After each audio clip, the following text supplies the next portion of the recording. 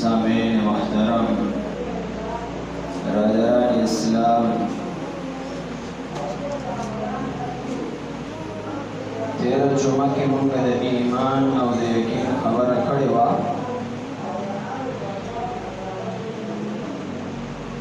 هغې کې چند خبرې موږ کړې وې او څه پاتې شوې وې. ایمان سره مختلف څیزان تړل شوي دي او ایمان یو معمولي څیز نوم نه دی. الله جل شانه موږ ته دین اسلام راکړی دی، په دې باندې عمل کول دا زموږ اساس فرضیت دی او دومره زیات احسان او کرم رب العزت په موږ تاسو وکړو چې موږ ته د مور او پلار په عین کې ایمان را نصیب کړو او موږ د ایمان د حاصلولو لپاره هیڅ تکلیف او جدوجہد نه دی کړی. موږ ته د دې په عوض کې څه تکلیف نه دی میلاو شوی، نو نن د دې ایمان ما او تا سره قدر نشته دی.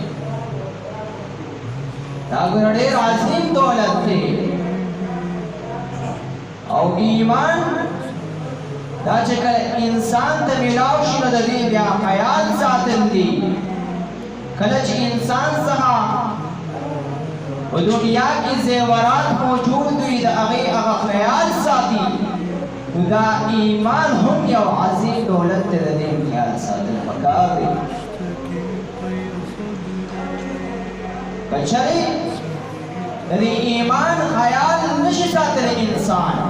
نو دغه ایمان وي د څخه د مور د غیب نه موجود وي او الله جل شانه یې دې واپس واخلي. سامعین محترم،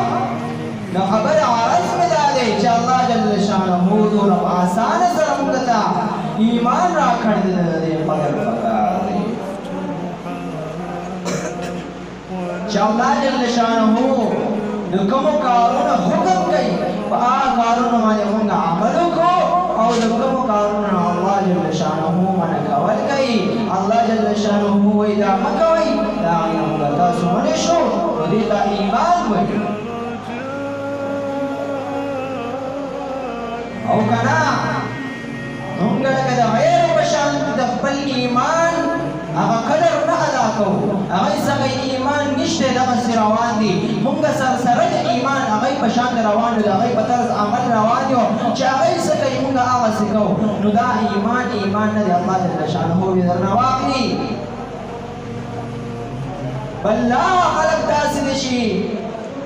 شپېته اویا کاله عمرونه وي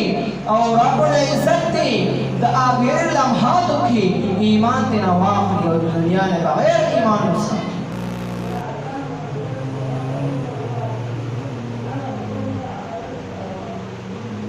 او الله جل شانه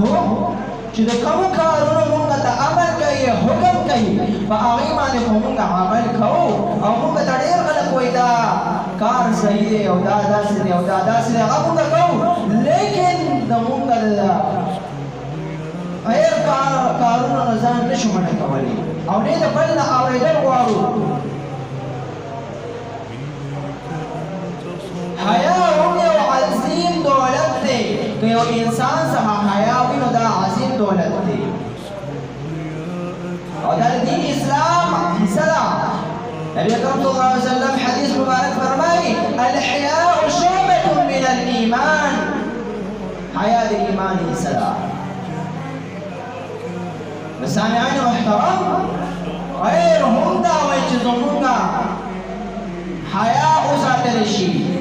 ولیکن نن مسلمان د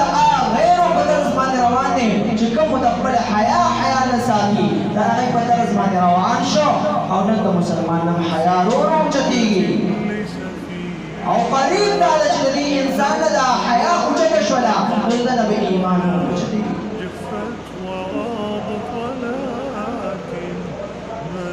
یو ځای دی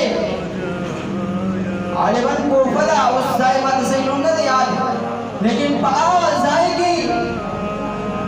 یو جماعت مؤذن دی او په هغه علاقه کې یهودیان مسلمانان دا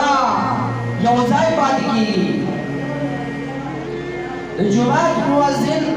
مخکې په جماعتونو کې دا اوچت ځای به جوړ شوی چې په هغې باندې به مؤذن ودرېده اذان به یې کولی و او ځینې چې ښه جماعتونه به وو نو هغې کې به مناره جوړه کړې وه نو په هغې کې به ولاړو او اذان به اذان کولو نو حي علی الصلاة او حي علی الفلاح کې دی به حي علی الصلاة کې به سم طرف ته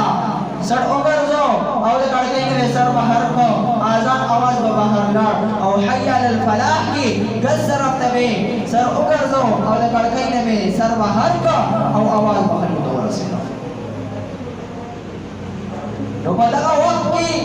د دې جماعت مؤذن چې کله و هغه وخته د دې مینار ته او هلته یې اذان کولو چې کله حي علی الصلاة حي علی الفلاح ته راغلی نو د دې جومات په ګاونډ کې د یو یهودي کور خبره به ډېره عبرتناکه ده هغې په ګاونډ کې یو یهودي کور او هغه یهودي یو لور وه هغه ډېره زیاته خوبصورته وه د دې جومات چې کوم مؤذن و هغه ډېر عمر و بوډا و هغه چې کله اذان کو حي علی الصلاة حي علی الفلاح کې زر ګرځو هغه د یهودي په کور کې نظر پرېوته او په هغه کور کې د هغه یو لور وه او هغه یې په نظر باندې ولګېده ګوره د نظر کیل ته ګوره کله چې دې اذان ختموي دې هغې کړکۍ کې سر بهر کوي هغې جنۍ له اواز ورکوي ای بیبي ته زما ډېره خوښه شوې هغه ورته وایي بابا ته ما باندې څه کې بس خپل کار ساته ته مسلمان یې زه یهودړی یم هغه ځای نه خبرې شروع دي بره منارې باندې ولاړ دی د اذان چې کوم ځای کې کېږي هغه ځای نه ولاړ دی او هغه ورسره خبرې کوي حتی تر دې پورې راغلی چې بابا ورته وویل ای بیبي تا سره نکاح کول غواړم هغه ورته وایي ای باباجي ستا خو ډېر عمر دی او زه خو یو وړه نجلۍ یم ته ما سره څنګه نکاح کړي په دې کې ډېرې خبرې د دی وچلې دي خو اخره کې هغه نجلۍ دې خبره راغله چې دا خو مسلمان دی د ډېر عمر دی او زه به په خپل عمر کې ډېر عبادتونه کړي خو زه یو خبره به ورته وکړم او ځان به مې نه خلاص شي هغه ورته وایي ای باباجي که چېرې ته خپل دین پرېږدي یهودي کېږي خپل مسلمانیت پرېږدي خپل ایمان پرېږدي یهودیت ته راځي نو تا سره نن نکاح کوم هغه ورته وایي باباجي آیا تا سره بل شرط نشته دی بیبي ورته وایي نه که دې شرط باندې عمل کې زه تا سره نن نکاح کوم او د ستا نن بیبي کېږم هغه بابا ورته هلته نه وایي په شرم او د حیا باندې د هغه ځای نه کار نو چې ټول کلي د هغه اواز هلته نه اورېده چې کوم ځای نه اذان کېده د هغه ځای نه په خبرو باندې دی هغه ورته وایي ای باباجي زمونږ په دین ته راشه هله به تا سره نکاح کوم باباجي ورته وایي صحیح ده ما خپل دین پرېښودو یهودي شوم زه تا سره نکاح کوم کله چې د منارې نه راکوزېدو کله ګوړۍ کې را روان و پکې هغه یو ګوړۍ کې خپه وخوېده او سر د لاندې راغلی سر کته راغلی نو سړی مات شو ولاړ شو ځینې وختونه داسې وي چې موت په قریب وي انسان ته د هغې پورې پته نه لګېږي چې دا زما د مرګ وخت دی او الله جل شانه په هغه وخت کې د هغې ورنه ایمان اوچت کړي لکه نبی علیہ السلام حدیث تاسو باندې ما ذکر کو الحیاء شعبة من الایمان حیا د ایمان حصہ حیا درنه اوچته شو ایمان په درنه اوچت شي او ډېر بزرګان خلک وي او چې حیا دې اوچته شي الله جل شانه دې ایمان اوچتوي نن موږ خپل معاشره ته سوچ کوو زما په معاشره کې ورو حیا حتمي او د دې نظر زموږ وړاندې دی چې ورو ایمان زموږ د زړونو روشن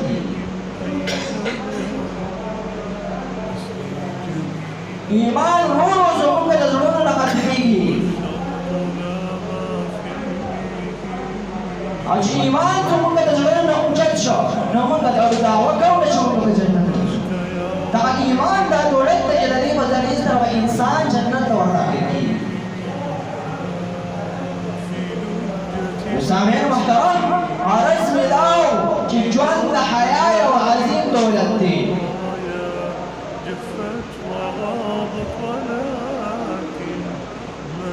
کله چې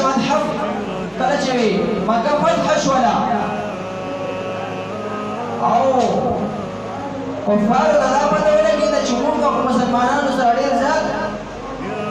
بدسلوکي کړې ده تکلیفونه ولا ورکړي دي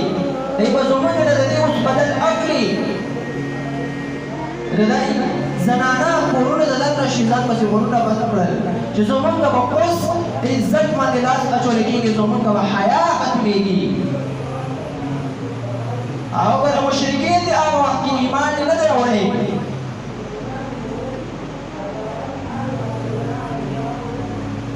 یو مشرک زنانه دا وه چې زما عزت ته خطر ده هغه ځان پسې ور باندې کله ډېر وخت تېر شي څه پته ونه لګېږي هغه وخت کې زنانه وایي خپلو واړو ته تاسو بهر وځئ دا افوا ده که صحیح خبره ده چې مسلمانان به اوس په موږ باندې راځي هغه واړه چې کله بهر ووتل د مسلمانانو حالات وکتل مسلمانانو غش خپل سایډ ته یې کېدي تورې سایډ ته یې کېدي او د حرم شریف طواف کوي د کعبې طواف یې شروع کړی د حرم کې دننه دي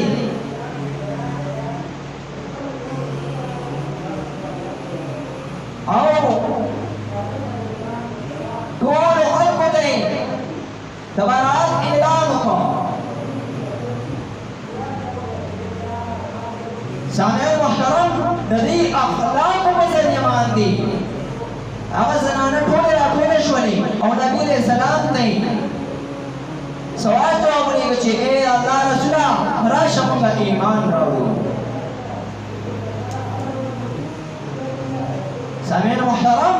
چې کله نبي علیه السلام ته خبر رسي نبي علیه السلام را روانېږي او راځي دوی ته ایمان ورنصیب کوي او څنګه طریقې سره دوی ته ایمان کلمه ورته وایي خو د هغې نه مخکې څه شرایط ورته کېدي تر ټولو نه لومړی شرط ورته دا کېدي چې ستاسو د ټولو یو مشر جوړ کړئ چې هغه به ما سره صرف خبرې کوي بله خبره د زنانو سره لاس نه لګوه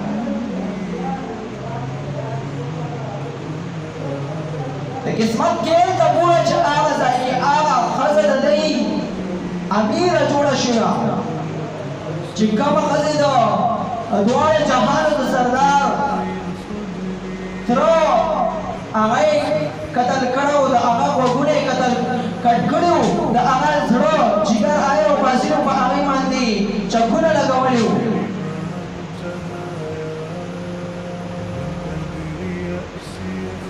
سامعین محترم هغه یادېږي حسینه چې نبي علیه السلام ته پته ولګېږي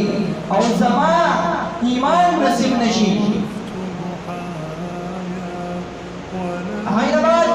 چې کله نبي علیه السلام څخه هغه راځي نو په ځان باندې یو غټ پوړونی واچوي چې زما نبي علیه السلام ته پته ونه لګېږي چې څوک یم نبي علیه السلام ورته شرایط وایي چې د خپل حیا په خیال ساتئ غلا به نه کوئ زنا به نه کوئ او دغه بیبي ورته فورا جواب ورکوي چې خو داسې نه وو چې کله د غلا خبره راغله غلا به نه کوئ نو هغه ورته وایي ای د الله رسوله زما خاوند چې کوم دی هغه ډېر زیات بنیاد ته ما ته پیسې نه راکړي آیا د هغه د مال نه زه داسې مال اخیستی شم چې په خپلو بچو باندې خرڅ کوم په هغه وخت کې د هغې د خولې نه دا لفظ وځي چې ابو سفیان هغه چې کوم دی زما خاوند چې کوم دی هغه ډېر زیات بخیله دی د هغه نه دا پیسې نه راوځي چې په موږ یې ولګوي زموږ اولادو لګي آیا زه دا غنه پټول شم او چې څنګه دا الفاظ ومنه قوتل نو ډایرکټ وایي دا چې اوس په ما سره الله رسول سماهله الله رسول ته فرمایي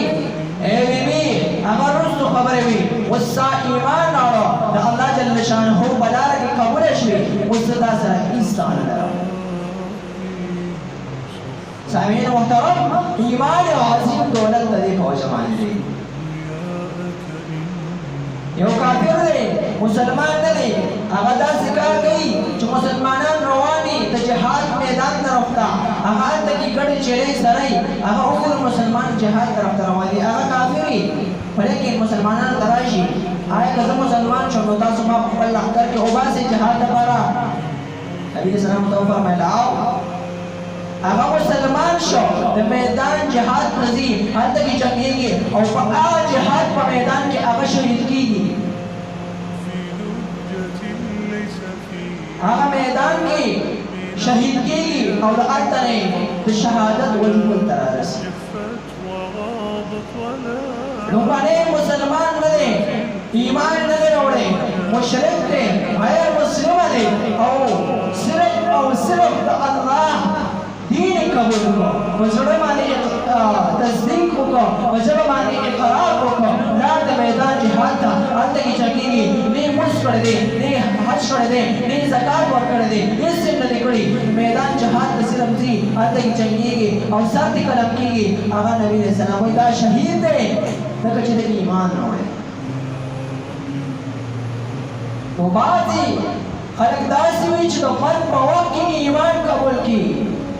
او بعض خلک داسې وي چې هغوی نه د مرګ په وخت کې الله جل شانه دا عظیم دولت د ایمان اوچت کړي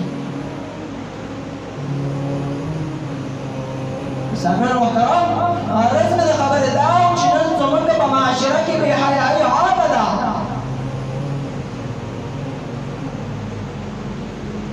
زما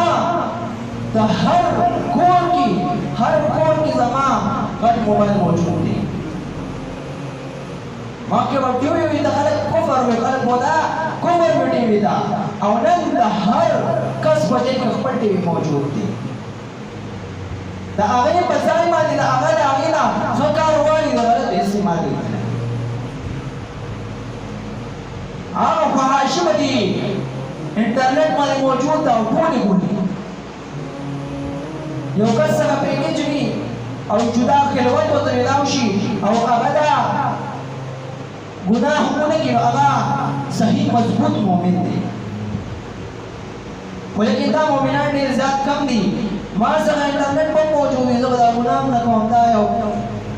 محال ده د هغې باوجود چې پاکستان کې دا فحش مواد بند شوي دي زموږ نوجوانان د هغې لپاره VPN ډاونلوډ کړي په خپل موبایلو کې او د هغې په ذریعه باندې هغه ځان ګوري فحاشي ګوري بیا زه هم زما ذهن کمزوری دی بیا زه هم زما مونځ څه کارونه کېږي بیا زه هم زما ذکر وخت ماته نه میلاوېږي ولې تا ته نه میلاوېږي تا ایمان کمزوری شوی دی هغه فحاشۍ سره تا د ایمان یو حصه اوچته شوې ده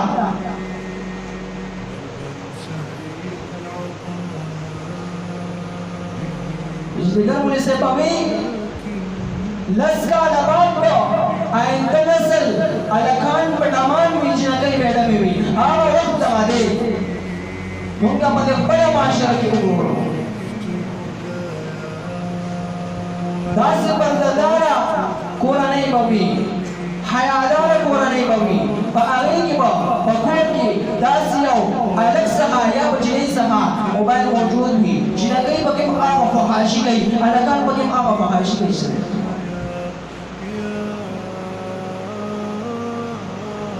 دا زموږ د مقامت خبرې دي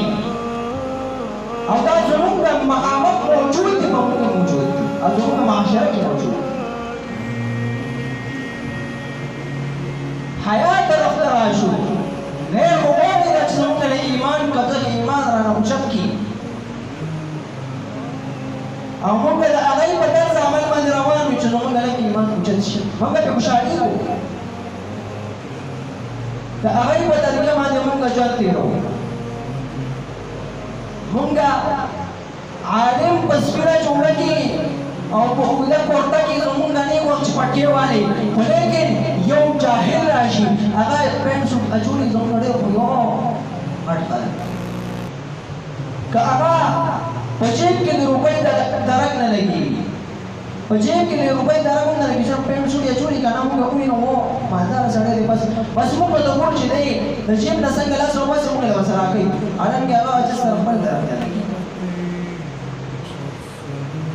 او دا هم پدې ده په دې معاشره کې چې موږ د انټرنیټ استعمالوو دا یهود او کفار موږ ګورو په خپل موبایلو کې، آیا موږ د هغې سره راکوي؟ هېڅوک نه راکوي. د دې ویډیوګانو او د دې تصویرانو په ذریعه باندې هغوی د لکاو روپۍ ګټي او هغه لکاو روپۍ ګټه خرچوي زما او ستا په دین باندې خرچوي چې دا د جانه وباسو. دا د جنډ او باسلو کوشش کې هغه پیسې لګوي. زما د مسلمان په سر باندې هغه پیسې علي حکومت دی اسلام خلاف خرچوي. هغه هم راپرېږده نن مسلمانان هلکان به په لاره باندې روانې ګډېږي به او په دې انټرنټ باندې به ویډیوګانې ورکوي. اوس خو ته اسانه ده که نه، اوس خو ته کار اسان کړی دی بغیر پیسو موږ ورکو ته نو تپوس نه کوي.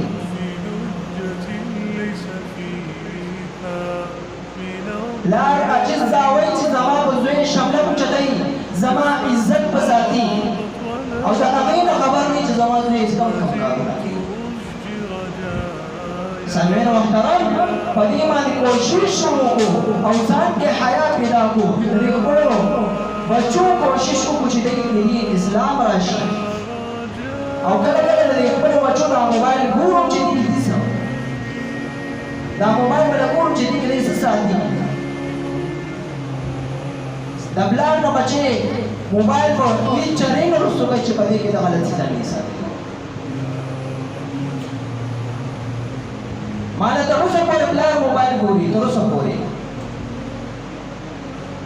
ولې زما والد محترم سره زما فکر دی که نه چې کومو والدینو سره د خپلو بچو فکر نه وي هغوی بې خیال نه ساتي چې په کومه لار چې کوم بله څه کوي نو کوي هېڅ هغه جومات ته به زه راتلم ما سره به والد محترم یو ځای کله راغلی کله به راپسې چکر راوړم کله څنګه کله څنګه خو ته پته وه چې دې جومات ته ځین بیا هېڅ چا هم قدم نه کېږي خو لیکن ما پسې به راتلم. نو دا د خپلو بچو خیال ساتل دا زموږ دپاره هم د فخر خبره ده او د بچو دپاره هم د فخر خبره ده. او که موږ دا دین اسلام نافظول غواړو په خپله زندګۍ کې نو موږ به حیادار جوړېږو، موږ به د خپلو بچو نه حیادار جوړوو او دا حیادار به موږ جوړېږو څنګه؟ دین اسلام طرف ته قربت به حاصلوو. خپلو بچو باندې به دیني علوم هم حاصلوو، دنیاوي علوم هم پرې حاصلوو. دا نه چې صرف موږ مدرسې ته وقف کړو. دواړه یې وکړئ دواړه. یو کس عالم دی او ورسره ډګري ده په داسې ځای کې هغه ته نوکري میلاو شوه چې هلته کې